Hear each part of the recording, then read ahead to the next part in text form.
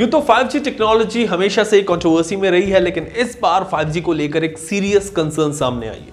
5G launch और इसकी testing की वजह से अमेरिका में कई एयरलाइंस ने अपनी फ्लाइट्स कैंसिल कर दी हैं, जिसमें एयर इंडिया भी शामिल है। एयरलाइंस का कहना है कि 5G की वजह से फ्लाइट को बड़ा खतरा पैदा हो सकता है। इसकी वजह से फ्लाइट को टेक ऑफ और लैंडिंग करते वक्त दिक्कतें आ सकती हैं and it may also lead to a crash. इसकी वजह से इंडिया में भी 5G को लेकर चिंता जाहिर की जा रही है।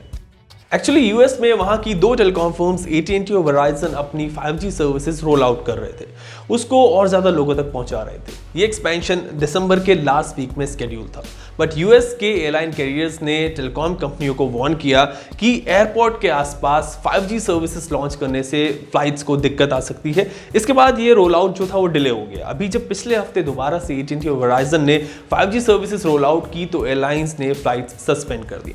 5G सर्विसेज की वजह से एक दिन में करीब 250 फ्लाइट सस्पेंड हुई। That's how measure the crisis is. और एक बार फिर से वेराइजन और AT&T को अपना 5G एक्सपेंशन प्लान पोस्टपोन करना पड़ा।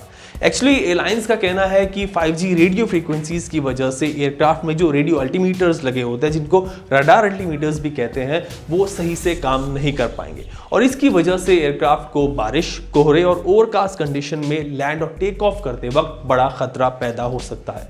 रडार अल्टीमीटर्स एयरक्राफ्ट से रेडियो वेव्स ग्राउंड पर ट्रांसमिट करते हैं, भेजते हैं, जिसकी हेल्प से ये पता चलता है कि एयरक्राफ्ट जमीन से कितना हाइट पर है, कितना ऊपर है। अल्टीमीटर्स 4.2 से 4.3 गीगाहर्ट्ज की फ्रीक्वेंसी यूज करते हैं टू ट्रांसमिट रेडियो वेव्स और 5G के लिए जो यूएस में सी बैंड यूज हो रहा है वो 3.7 से 4 गीगाहर्ट्ज के बीच ऑपरेट करता है। एविएशन एक्सपर्ट्स का कहना है कि सी बैंड की फ्रीक्वेंसी अल्टीमीटर की फ्रीक्वेंसी के काफी नजदीक है और इसीलिए सी बैंड की फ्रीक्वेंसी अल्टीमीटर की रेडियो वेव्स के साथ क्लैश कर सकती है, जिससे एयरक्राफ्ट के टेक ऑफ और लैंडिंग में मेजर प्रॉब्लम आ सकती है। वैसे यूरोप के 27 कंट्रीज में 5G सर्विसेज बिना किसी इश्यूज के चल रही हैं और इसकी वजह है कि वहां पर 5G के लिए सी बैंड से लोअर फ्रीक्वेंसी यूज की जाती है, विच इज 3.4 टू 3.8 गीगाहर्ट्ज।